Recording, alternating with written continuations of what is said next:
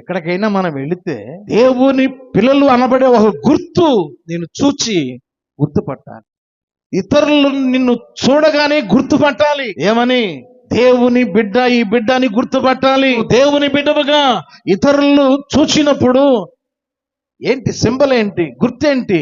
ఎఫెసీయులకు రాసిన పత్రిక 13వ వాక్యం, మీరును సత్యవాక్యమును అనగా రక్షణ సువార్తను విని క్రీస్తునందు విశ్వాసముంచి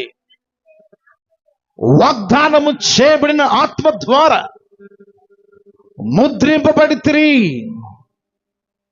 ఏ వాక్యము ద్వారా మారు మనసు పొందావో ఆ వాక్యము ద్వారా దేవుని బిడ్డగా నీవు మలుచుకున్నావో, మలచబడ్డావో, అప్పుడు వాగ్దానము ఆత్మ చేత మీరు ముద్రింపబడితిరి.